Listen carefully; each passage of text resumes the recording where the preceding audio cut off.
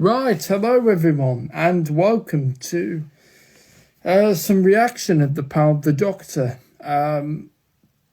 Well, that really was quite something, wasn't it?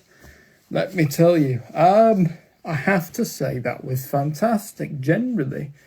I mean, well, typical, isn't it?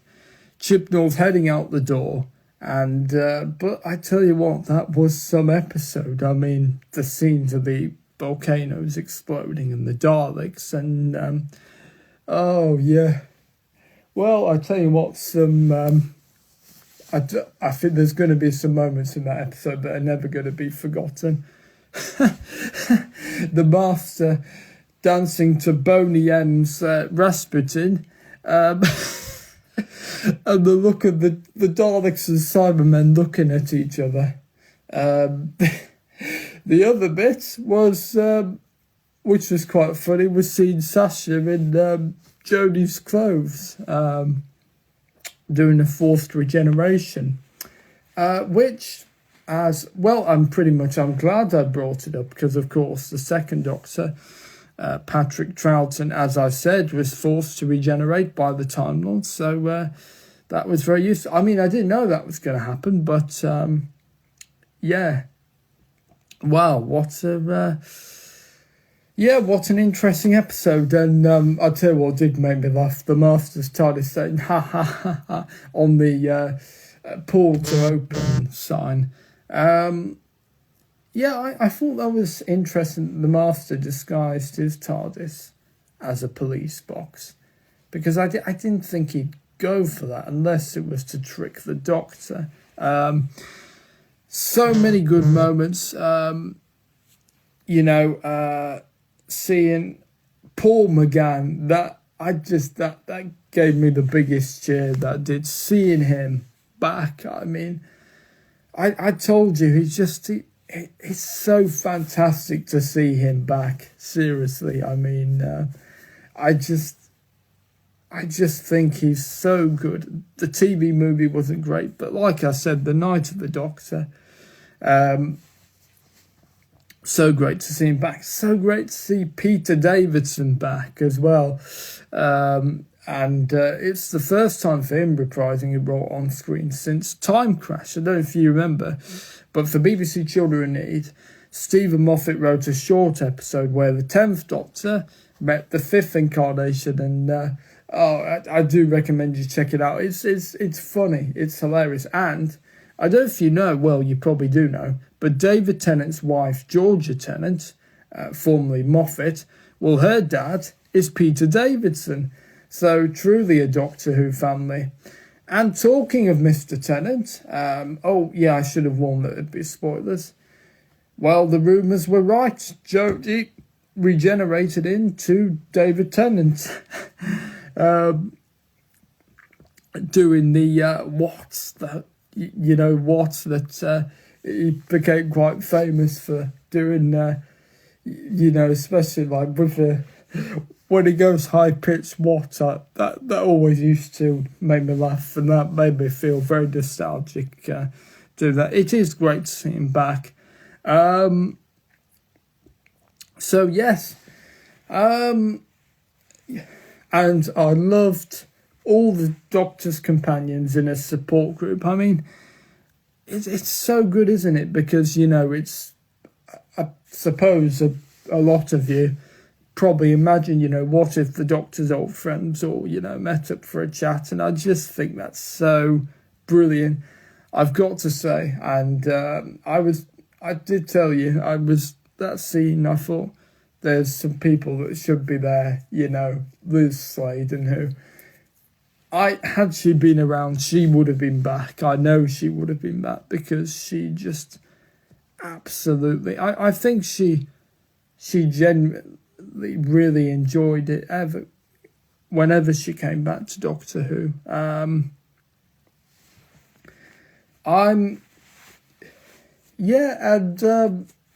It was just some great moments. Ashad was really good.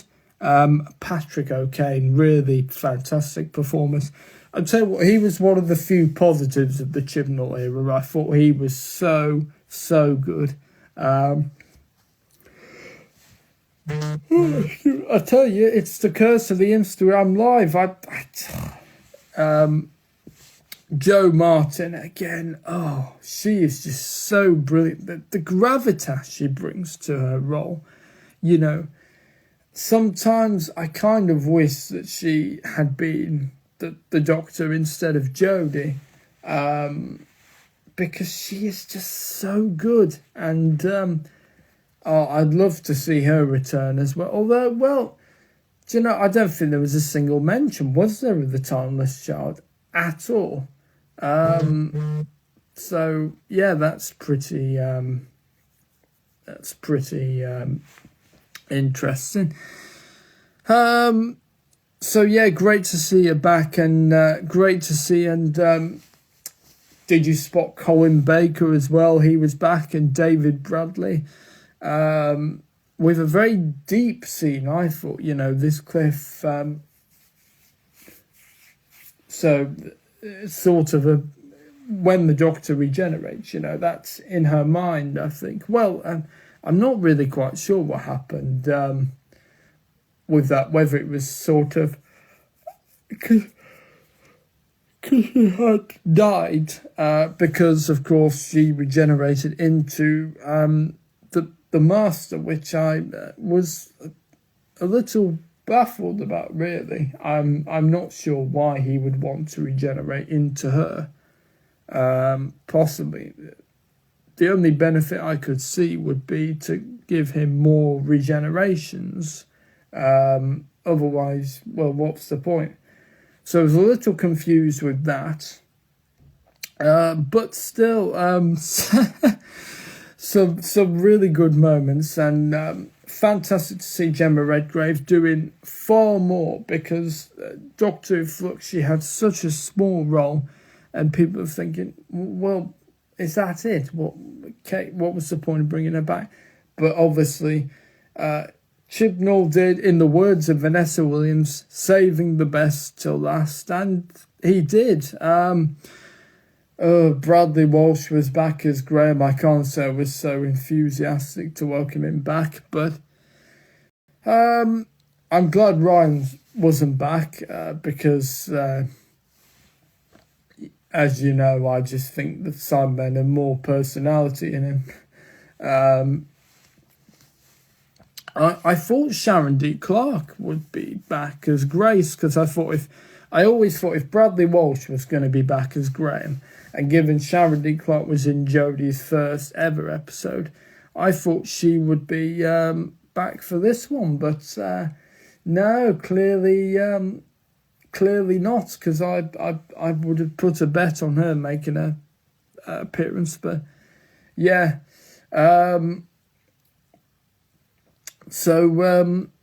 Yes. So yeah, great to see Sophie Aldred as well back as Ace. I do wish she'd stop calling the Doctor. I know she called the Doctor Professor, but that annoyed me, really. Yes, I know he taught Bill and the students, but she called Peter Capaldi the 12th Doctor, the Doctor. Yeah, I've always found that a bit annoying. I can't say I'm the biggest fan of Tegan, to be honest. I've always found her a bit mouthy, like Donna. Never such a big fan of her, really. She's not my favourite classic companion. Would have been nice to see Lalla Ward back, although, well, I'm not. Oh, to be honest though, the companions were on Earth, weren't they? And Romana. Well, I'm not sure what she's doing now. Because if you hear the Gallifrey audio drama, she was president of Gallifrey, and then she was unelected out, I believe I've read, leading to the resurrection of Rassilon. Oh yes, I'm glad they didn't bring back Gallifrey, because, well, Russell might bring back Gallifrey, in which case I will be frustrated with him, because I am fed up of Gallifrey being destroyed and being brought back and being destroyed. Just decide. If you're going to destroy it, destroy it. If you're going to return it, but just don't keep, just, yeah, anyway. Yeah, David Bradley has redeemed himself because Twice Upon a Time was not great. And in fact, this episode was actually better than Capaldi's send-off, despite me thinking Capaldi was a better Doctor. And, I must point out, Jo Martin, in all the episodes, she is fantastic. If she had been the female Doctor, if she had been the Doctor after Capaldi, I think she would have been fantastic. But no. But onwards and upwards into a new era. Well, I say new, technically it's going to be the old era, isn't it? I mean, David Tennant, Catherine Tate coming back. Bernard Cribbins, I didn't spot him in the trailer. I do hope they managed to film everything because he is just so brilliant as Wilf. Obviously, I believe he was suffering from Parkinson's, and he was in a wheelchair. So he wasn't in the best of health, for a good few years. But it's still be. And if we do see him, yes, I will be very emotional because as a kids' TV nerd, as someone who, Bernard, I loved him as Wilf. I thought he was just so great. So that will be very emotional. I'm looking forward to Shakuta Gatwa as well. I'm going to have to watch a few episodes of Sex Education, actually, to try and get... Now, of course, his Doctor might be nothing like the character he plays in Sex Education, so in which case I might be wasting my time. But, I'm going to watch that to try and maybe get a feel of what his Doctor's going to be like, and I'm looking forward to him. I think he's going to be... From what I saw in that tiny clip, and it is a tiny clip of dialogue, he seemed good. Saw a glimpse of Neil Patrick Harris as well, which, we suspect, the speculation is he's the Celestial toy maker, although I believe they removed the Celestial because I believe that word is not politically correct anymore because there's complications with that anyway. So, he might not be the toy maker. So that's going to be interesting, actually, to see where that goes and, why Jodie regenerated into David's Doctor, which, of course, will be the plot for the... there's rumoured to be 3 specials, and so presumably at the end of the special, it's going to be interesting to see whether this is the 10th Doctor. Well, judging by his, accent, I would guess yes. It's definitely not the Meta-Crisis Doctor. I think we can rule that out. Yes, I forgot to explain that. So when David Tennant, when the 10th Doctor was forced to regenerate the first time round, so I told you about the hand in the jar. Now, Donna, I don't quite know why she did it. Well, he was bubbling and she was intrigued. So I was always confused about why she did it. Anyway, she created a Meta-Crisis Doctor, half human, half Time Lord. So the only difference is he can't regenerate and he only has one heart. Now, the Meta-Crisis Doctor committed genocide, basically. So far too dangerous to be around. So he ended up being with Rose on Bad Wolf Bay. So, I think we can definitely rule the Meta-Crisis Doctor because we saw Jodie regenerate into David Tennant. So we can definitely rule that out. I think we can rule out an alternate universe Doctor. No, this is a regeneration that's gone wrong, and presumably at the end of the final special, probably David will probably regenerate Shakuti, or perhaps maybe they'll do a reset. Jodie will be back very briefly just to complete the process, and I mean she's already said she's been up for returning to Doctor Who, so could we see Jodie back?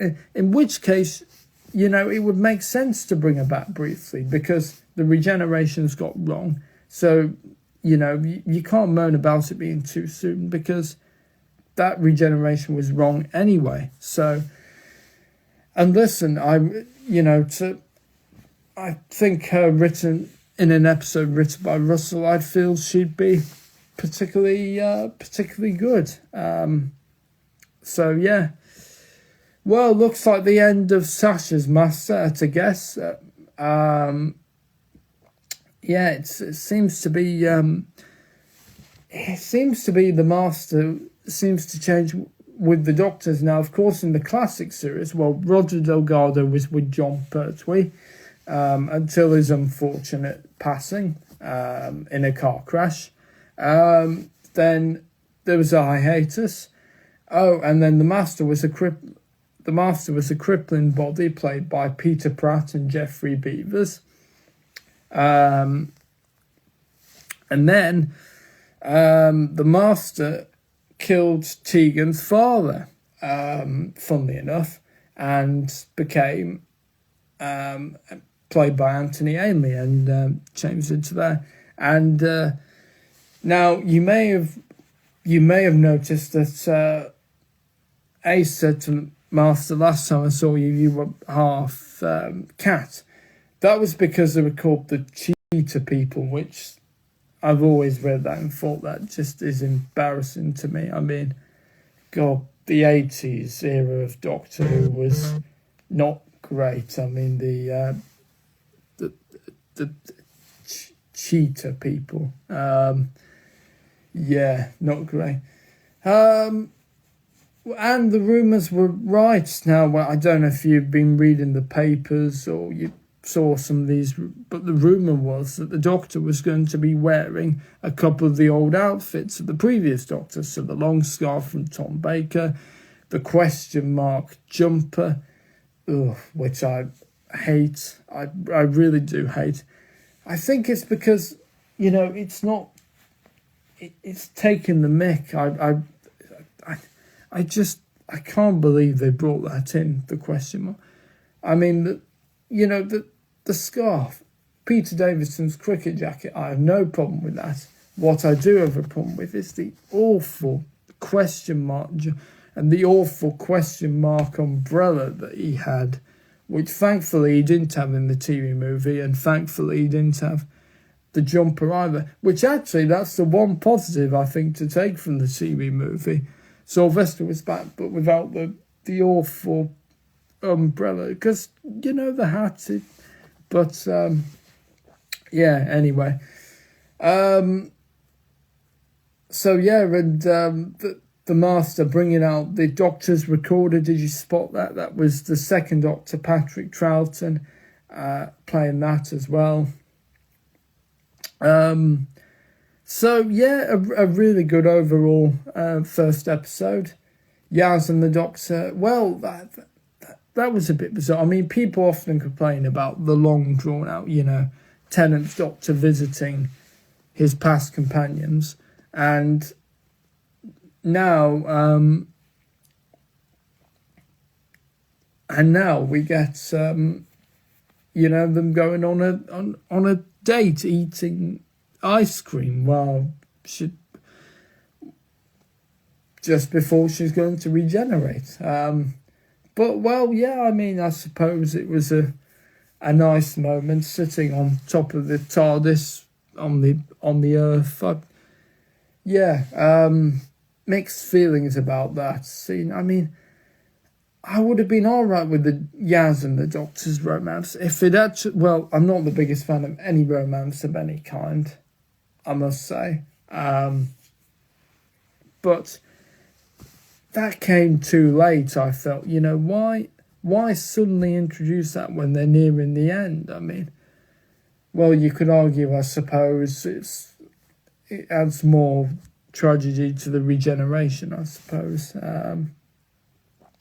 I'm glad Jodie's Doctor went out with a smile, because it's getting a bit tiring, I have to say, you know, not wanting to regenerate. Although, the funny thing is, I've always thought that the Doctor, has always been scared of regeneration, but with the companions there, that helps. That helps them. Although I was a little confused because I think the Doctor said to Yaz, I need to do this, alone, this next bit alone, which makes me think, well, surely she'd want her friends there, surely, to comfort her because, it's a big process, it's a big thing, but obviously she didn't, so that's fine. John Bishop, what was the point of being in that special?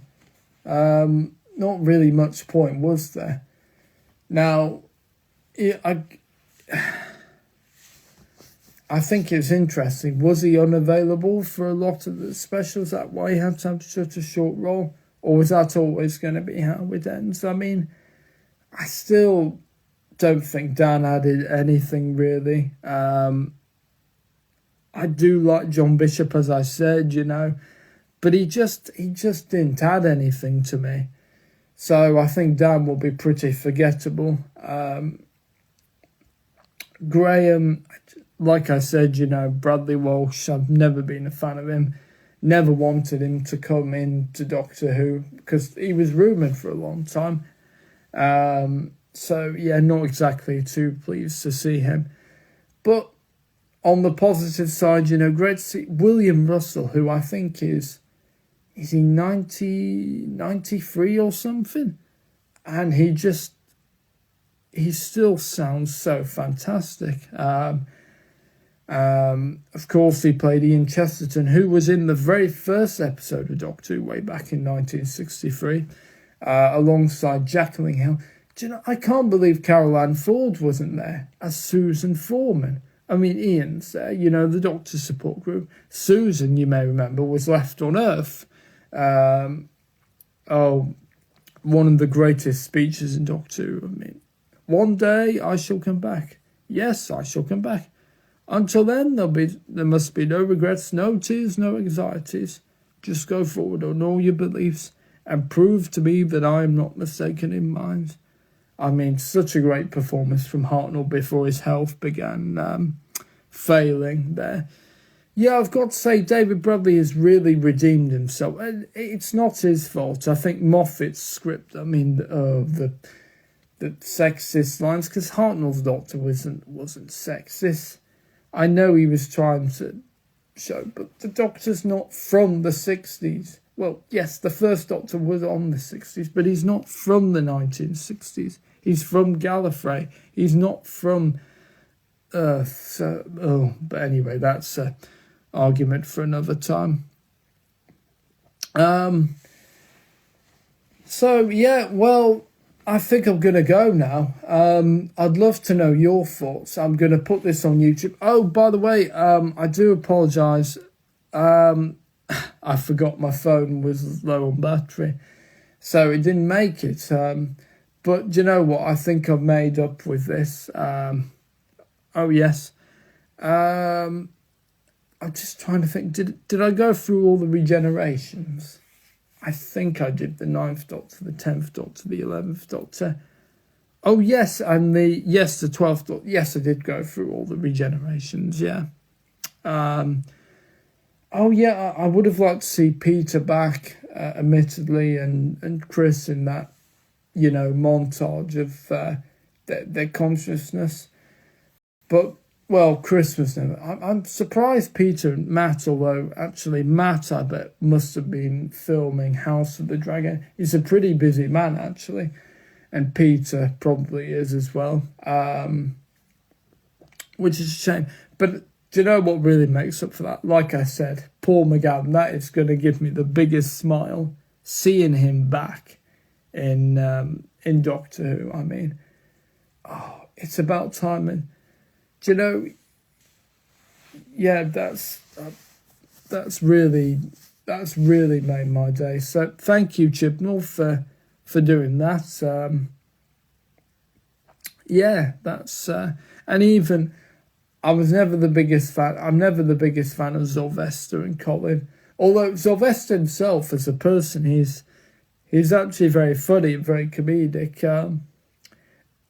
And I don't know if you saw Anique Wills' video on Twitter. She played Polly in the 1960s opposite William Hartnell and Patrick Troughton.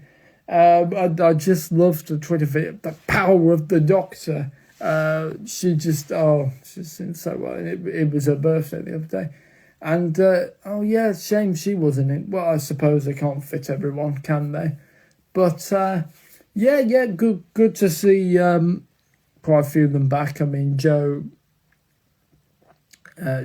Jones, as she is now, formerly Jo Grant. I remember, the death of the Doctor. It was okay. I think I preferred the wedding of Sarah Jane Smith, but still, Jo was so joyous and so funny. And they were just so good with Matt as well, Matt Smith. I mean, she just...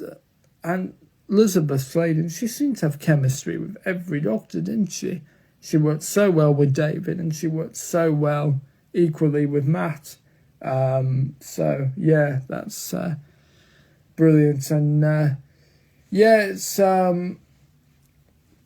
it's 11 years since we lost Liz. Had she still been around, I bet she would have been in this episode. And kind of a shame that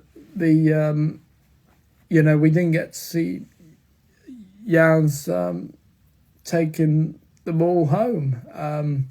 And kind of a shame that Jodie's Doctor never got to say goodbye to them. But I suppose they wanted that moment, didn't they, between the Doctor and Yaz. Which I suppose, So how does it measure between the episodes? Well, The Parting of the Ways is a great episode for me. And the best thing about that is it's so low-key. Now, we knew Eccleston would be leaving because it got leaked, which the BBC made a right dog's dinner of. And it's partly because of that leak that Chris has not got the best, got a bit of beef with them. Anyway, the end of time, there were some good moments. It was a bit daft looking back on it, but actually Timothy Dalton back as Rassilon, the Ood Johnson's performance as the Master, pretty good. The Time of the Doctor, as I said, messy. Good moments, the actual regeneration itself, but the whole thing about going to church and the baldness, I know Matt had to wear a bald cap because he was filming something and to shave his hair, I get it, but that seemed a little too daft for me. And cooking the turkey in the TARDIS in a town called Christmas.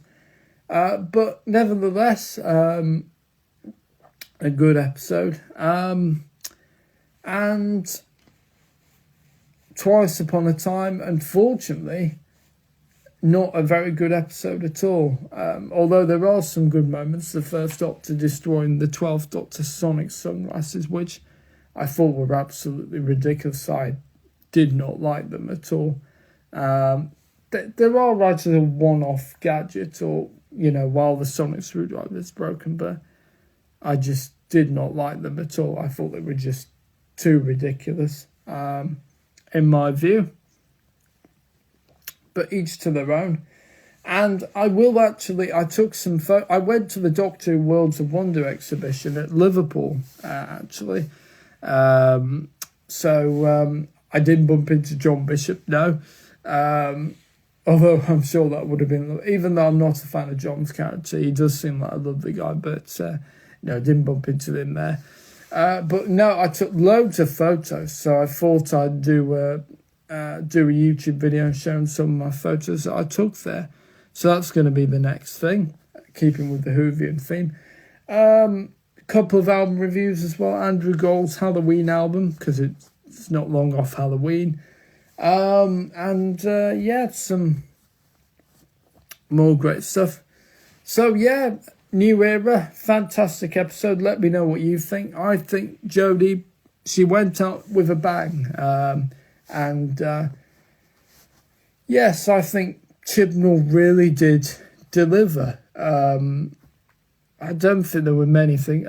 I thought when the master was teaching about, this is going to be a lesson. But to be fair, the doctor, Peter Capaldi, sorry, I am going to go in a moment. But I was reminded at the time that he was a teacher at, was it a university when we first met Bill in the pilot?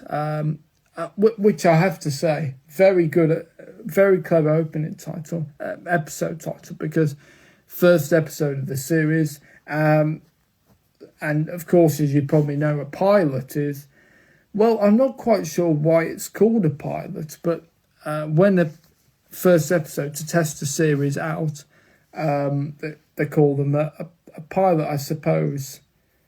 Yeah, I've no idea why that is, but so yeah, it was the first episode. But of course, Heather was, Bill's girlfriend. She was a pilot. So yeah, clever episode title actually, and actually, Series 10 was actually really good. I thought because Series 8 I didn't think was that great. Series 9 was pretty good, and I thought Series 10 was pretty good. I remember being sceptical that, oh, hi David, how are you? I'll give you a wave. I remember being very sceptical about Matt Lucas as Nardole, because I thought it was all right in The Husbands of Riverstone. But he turned out to be actually a really good character, and they worked well with Bill, and they actually worked really well with Peter Capaldi. It was a shame, really, that they left, but I understood that Chibnall wanted to start with a completely new slate, and and just have a completely different new era. I'm a little confused why. I'm not sure why the Doctor wanted to leave the TARDIS. I thought with a regeneration, she'd want to be safe, because, at least if she blows something up, it's the TARDIS. If she regenerates at the top of Kilimanjaro, for example, well, she might, blow that up. Although that'd be a little too ridiculous, I think. Unless the adventure was set in Kilimanjaro. Anyway, she didn't. She regenerated at a cliff's edge. So I guess you could say that was truly a cliffhanger. I know, terrible joke, but yeah. Well, yes, so on that note, yeah, great to see David Tennant back, and going to be interesting. Donna, I'm not the biggest fan of Catherine Tate, but it's going to be interesting to see her back, and the rumour is that Yasmin Finney, who is going to be playing her daughter, and because of that, Donna, might be able to remember the Doctor without burning up, because, sorry, I forgot to mention this, but Donna's mind was burning because it was too much for her, because as part of the meta crisis, I mentioned the Doctor she created. Well, half of that also went into her as well, the Dr. Donna. That was a really, it was a sad ending, but it was such beautifully acted, and I didn't like Donna. I was never keen on her at all, because I'm never really a big fan of Catherine Tate, but I will agree with that ending. And again, Russell is so good at tying things together. And the big question is, will he pick up the Timeless Child, or will he just ignore it? I mean, Chibnall ignored it for this final episode, not a single mention, which was a surprise. But that's the way it goes, I suppose. Right, well, I'm gonna love you and leave you, as they say. I can't believe I just said that. That's so cringy. Anyway, Thank you for watching. Yeah, well, it's going to be a new era of Doctor, which is always exciting. A new Doctor. I'm really excited for that. I think Russell is going to hopefully, now obviously, it's not going to be all the same as it was years ago. I hope Russell's not going to be using this, the same old ideas. You'd hope not, and I don't think he will, because it's a different world from when he left it. But yeah, we'll wait and see. Anyway, thank you for watching. I'll put this on YouTube so you can watch it, and I will see you soon. All right, cheers, guys. Cheers, everybody.